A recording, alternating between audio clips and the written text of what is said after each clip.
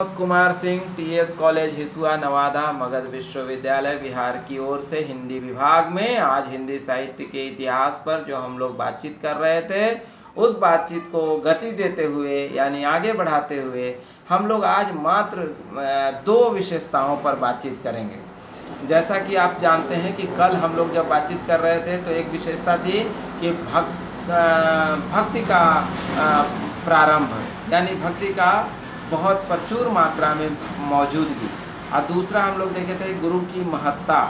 आज हम लोग देखते हैं कि एक चीज़ की समन्वय का भाव, नंबर एक समन्वय का भाव। ये जो भक्ति काल की विशेषता है, प्रवृत्तियां हैं, उन प्रवृत्तियों में समन्वय का जो भाव है, जिसमें भाषा के स्तर पर समन्वय हुआ, संस्कृत से भाषा उठ करके ब्रज और अवधि की ओर चली गई।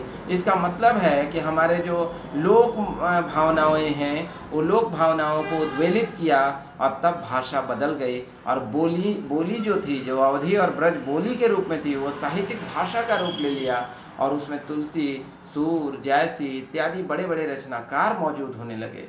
इसका मतलब है कि बोली अब भाषा का एक बड़ा रूप है, और जब बड़ा रूप कोई छोटी चीज़ बड़ी चीज़ों में बदलने लगे तो आप समझिए कि उसका विकास हो रहा है।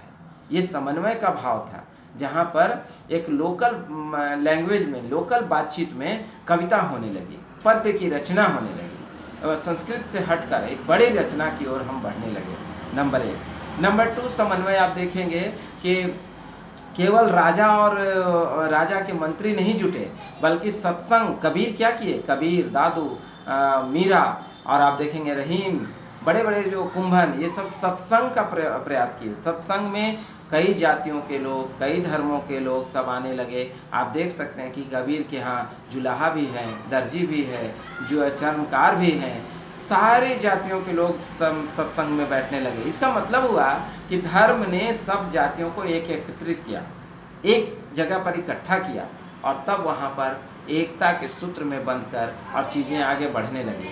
आज के लिए इतना ही रखते हैं, अगले दिन अगली बातचीत करेंगे, क्योंकि आज तबीयत थोड़ी ख़राब है। आज के लिए बस इतना ही। बहुत बहुत धन्यवाद। नमस्कार।